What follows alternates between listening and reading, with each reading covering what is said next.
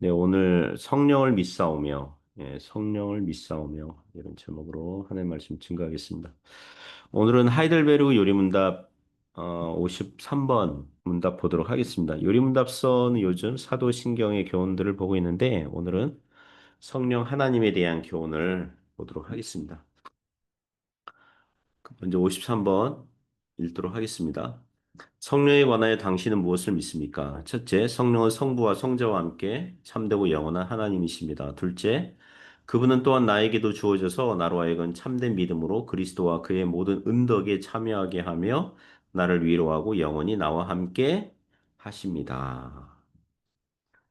그, 사도신경 보면 성령님은 두 번 등장하거든요. 예수께서 성령으로 잉태하셨다. 그 내용, 그리고 나는 성령을 믿으며 이런 고백에서 이렇게 등장합니다.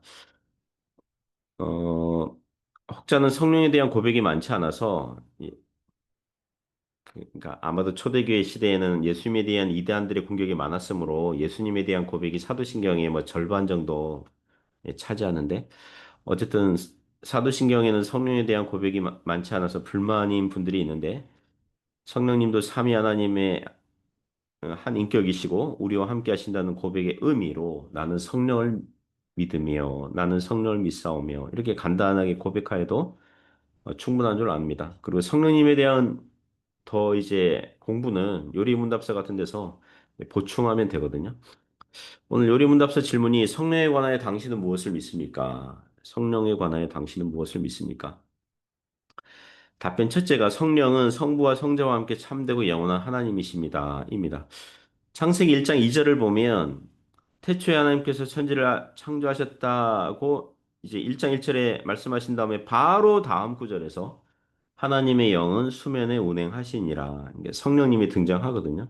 물론 우리가 창세기 1장 2절에 등장하는 하나님의 영을 성령님이라고 특정할 수 있는 이유는 신약 성경에서 삼일체 하나님에 대한 교훈이 선명하기 때문에 이제 신약 성경으로 구약을 해석하는 것입니다.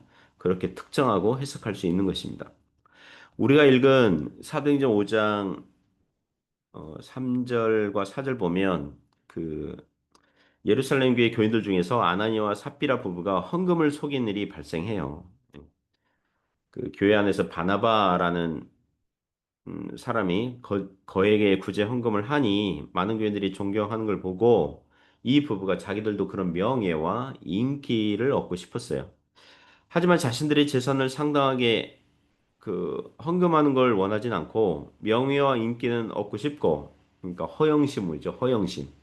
그것으로 자신들의 밭을 판 가격의 일부를 사도들에게 가져와서 자기들이 밭을 판 가격의 전부라고 이게 속여서 그제 헌금 내놓은 거죠. 그러자 3절에 베드로가 이르되 아나니아여 어찌 사탄이 네 마음에 가득하여 네가 누구를 속이고요? 성령을 속이고 성령을 속였다 그래요. 네가 성령을 속였다. 그리고 4절 말미에 보시면 네가 사람에게 거짓말한 게 아니고 누구에게 거짓말했다 그래요? 하나님께로다. 하나님께로다. 그러니까 베드로는 그리고 이 사도행전을 이제 읽게 되는 이 초대교회는 성령님께서 하나님이시라는 것을 자연스럽게 지금 알고 있는 거죠. 베드로가 성령님에 대해서 추가 설명, 부연 설명하지 않거든요. 아, 성령 하나님도 하나님이신 거 여러분 알고 있죠? 이렇게 부연 설명하지 않고 왜 성령을 속였느냐? 네가 거짓말한 건 사람이 아니라 사람에게가 아니라 하나님께다. 이렇게 성령님을 하나님으로 이렇게 자연스럽게 말씀하고 있다는 것입니다. 그 53번 그 답변의 두 번째 교훈은 둘째, 그분은 또한 나에게도 주어져서 나로 하여금 참된 믿음으로 그리스도와 그의 모든 은덕에 참여하게 하며 나를 위로하고 영원히 나와 함께 하십니다. 이렇게 말씀하고 있습니다. 답변을 찬찬히 뜯어보면 그분은 또한 나에게도 주어져서 이게 무슨 뜻이냐면 믿는 자에게 성령님을 주신다는 것입니다. 믿는 자에게 성령님을 주십니다. 그것을 성령 세례라고 그래요. 은사주의 계열의 교회에서는 성령 세례를 방언의 은사를 받거나 신비한 체험을 하는 것을 성령 세례라고 주장하는데 그것은 은사 체험인 거고요. 예수님을 주님으로 믿는 것을 가지고 믿는 것을 염두에 두고 성경은 성령으로 세례를 받았다. 세례 요한이 얘기하잖아요. 나는 물로 세례를 주거니와 내 뒤에 오시는 분이 성령으로 세례를 주시리라. 성령으로 세례를 예수님 어, 어떤 사람이 예수님을 구세주로 믿는다. 예, 그것은 성령으로 세례를 받았다. 이거 동의어라는 것입니다. 그리고 에베소서 1장 13절 14절 보시면요. 이런 말씀이 있습니다. 그 안에서 그리스도 안에서 너희도 진리의 말씀 곧 너희의 구원의 복음을 듣고 그 안에서 또한 믿으니까 복음을 듣고 믿으니까 약속의 성령으로 인치심을 받았으니 약속의 성령, 약속된 성령, 믿는 자에게 주시겠다고 약속하신 성령으로 인치심을 받았으니 인치심 도장 찍었다는 거죠. 이 당시 그 중요한 어떤 서신이나 또는 소유물에 이제 도장 찍었거든요. 도- 하나님의 자녀로 하나님의 백성으로 확인 도장, 소유물 확인 도장 받았으니 이는 우리의 기업의 보증이 돼서 우리 기업, 천국 영원한 영생의 복락을 장차 얻을 것인데 지금 성령께서는 믿는 자들에게 보증이 돼서 보증금 역할을 하심으로 그 얻으신 것을 하나님께서 얻으신 이 그리스도인들, 이 하나님의 자녀들을 속량하시고 자유하게 하시고 그의 영광을 찬송하게 하려 하심이라.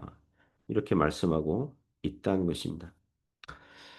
그리고 성령님에 대해서 우리가 알고 믿는 것은 성령님은 믿는 신자들과 영원히 함께 하시고 내주하신다는 것입니다. 이게 이런 표현이 이제 구약 성경의 성도들과 어, 좀 다른 점인데요. 한번 보겠습니다.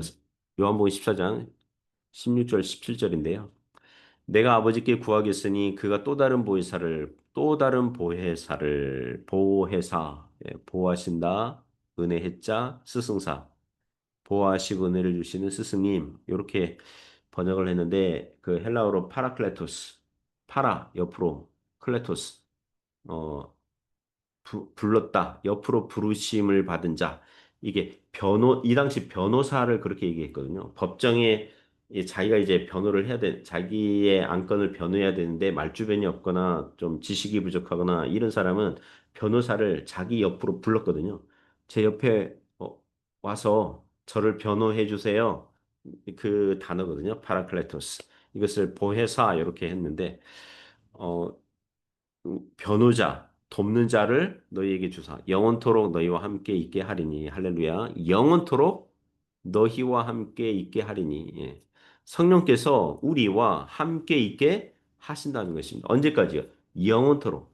이 땅에서 평생토록, 천국에서도 영원히 함께 있겠다는 거예요. 그는 진리의 영이라 세상은 능히 그를 받지 못하나니 이는 그를 보지도 못하고 알지도 못함이라 그러나 너희는 그를 아나니 그가 너희와 함께 거하시며 그가 너희와 함께 거하시며 또 너희 속에 계시겠습니다. 너희 속에 계시겠다. 이것을 그 한자로 내주하심 신자와 내주하신다. 예. 신자 안에 내주하신다. 안에 거하신다. 그리고 그 베드로전서 4장 14절에 보면 또 비슷한 표현이 나오는데요. 너희가 그리스도의 이름으로 치욕을 당하면 복 있는 자라 영광의 영, 곧 하나님의 영이 너희 어디에 계세요? 너희 위에 계시며 여기서 위에 계신다. 이것은 구약식 표현인데요. 구약이 보면 강림하신다 또는 머무신다. 그런 뜻이에요. 성령께서 신자들과 함께 하신다. 내주하신다의 또 다른 표현 설명이에요. 머무신다. 신자들 위에 머무신다. 강림하신다. 이거예요. 구약 시대에는 성령께서 믿는 성도들과 함께 하심이 일시적이었어요. 은사와 재능을 주시거나 예언의 영으로 충만하실 때에. 그리고 시편 51편 보면 다윗이 범죄하니까 성령께서 떠나시잖아요. 떠나시는 것 같이 얘기하잖아요. 나를 떠나지 마시옵소서 뭐 이렇게. 성령께서 그 사람을 떠나시거나 구약 시대에는 영원히 거하신다 이런 표현이 없어요. 그러니까 성령께서 필요하시면 그 사람에게 강림하시고 임하시고 충만하시는데 일시적이었어요. 그러나 신약 시대에는요. 사도행전 사도행전 2장에서 오순절날 성령께서 강림하심으로 이제 그것을 두고 음, 그가 너희와 함께 거하시며 너희 속에 계시겠습니다. 그래서 믿는 신자들이 이 땅에서도 성령께서 우리와 함께 하시고요. 천국 가서도 성령님께서 믿는 신자들 안에 거하시는 줄 믿습니다. 끝으로 다음과 같은 질문 다루겠습니다. 혹자는 이런 질문을 하거든요. 성령께서 신자와 함께 하시고 신자 안에 계시다 그러는데 성령께서 계신지 안 계신지 어떻게 할 수 있습니까? 이렇게 묻는 분들이 있습니다. 이런 질문에 은사주의 계열에서는 이렇게 답변을 해요. 방언의 은사를 받고 신비한 체험을 하는 것으로 성령께서 계신지를 알 수 있습니다. 이렇게 답변하는데 그렇지 않습니다. 왜냐하면 모든 신자들이 동일하고 균이 아주 획일적으로 특별하고 신비한 은사 체험하는 건 아니거든요. 방언의 은사 안 받거나 신비한 은사 체험, 신비한 어떤 뭐 그런 종교적인 체험하지 않는 신자들은 성령님이 안 계신 것입니까? 그리고 그런 신비한 체험한 게 성령님이 계시다는 분명한 증거라고 성경에서 말씀하고 있지는 않거든요. 사울 왕도 막 그 예언하고 막 하잖아요. 막 갑자기 임해서 막 어떤 그러니까 은사 체험 자체가 성령님이 내주하시는 분명한 증거라고 얘기하진 않아요. 복음성가가 있는데 복음성가 중에 그 성령님을 노래하는 노래 중에 제가 좀 아쉬워하는 노래가 있는데요. 이런 노래가 있어요. 따스한 성령님 마음으로 보내. 여기까지는 괜찮거든요. 따스한 성령님 마음으로 보내. 동의가 되죠. 그죠? 성령님, 성령님을 마음으로 본다. 그런데 그 다음 가사가 마음에 안 들죠. 내 몸을 감싸며 주어지는 평안함. 우리 몸을 감싸며 주어지는 평안함. 그러니까 이 노래를 지은 이 작사가가 이 성령님을 알고 체험할 수 있는 방법은 우리 육신의 몸을 감싸며 주어지는 평안함으로 알 수 있다. 근데 이거는 좀 뭐랄까요? 성경적이지 않아요. 예, 성경적이지 않아요. 성령님의 존재를 느끼는 것은 몸으로 육신의 감각으로 느끼는 게 아니거든요. 평안함도 우리 몸의 느낌으로 알 수 있는 건 아니에요. 그러니까 우리 몸이 이 뭐랄까요? 그러니까 평안함으로 뭔가 참 따뜻해, 좋아. 뭐 이렇게 느껴질 수도 있고 아닐 수도 있어요. 예, 아닐 수도 있는데 만약에 가사를 내 몸이 아니라 내 마음을 감싸며 주어지는 평안함. 그랬으면은 제가 동의가 됐을 거예요. 근데 우리 몸을 감싸며 주어지는 평안함. 이 부분에서는 제가 이게 동의가 참 어려워요. 그 후렴 가사들은 되게 좋거든요. 이 노래가. 부르신 곳에서 나는 예배하네. 부르신 곳에서 나는 예배하네. 뭐 어떤 상황에도 예배하네. 되게 좋은데, 이 가사 처음에 내 몸을 감싸며. 그래서 이 노래 부를 때 저는 개사를 하고 부릅니다. 내 마음을 감싸며. 이 음정이나 박자 이런 거 좋은 곡이기 때문에. 그러니까 아쉬운 곡이죠. 자, 그러면 여러분이 이런 질문할 수 있죠. 목사님, 그럼 신자 안에 계시는 성령님의 존재를 어떻게 알 수 있습니까? 라고 질문하신다면, 우리 몸으로 느끼는 건 아니고요. 우리 몸의 반응은 있을 수도 있고, 없을 수도 있는데요. 그럼 무엇으로 압니까? 믿음으로 아는 줄 믿습니다. 예, 믿음으로 압니다. 믿음으로 안다. 그건 뭐냐 하면, 내가 예수님을 그리스도시요 주님으로 믿는다면, 성령님께서 그렇게 고백하는 신자 안에 함께 하십니다. 예. 그 고린도전서 12장 3절 보면 성령으로 아니하고는 예수를 주라 고백할 수 없느니라 이런 말씀이 있거든요. 믿는 신자인 내가 성령 말씀 따라서 성경 말씀 따라서 살겠다고 다짐한다면 그것은 우리의 부패한 본성에서 나올 수 없고 성령께서 주신 생각과 의지와 경건한 욕구이니 그런 것을 보면서 성령께서 우리와 함께 하시고 내주하신다고 믿는 것입니다. 그게 진리의 영으로서 우리와 함께 하시는 거예요.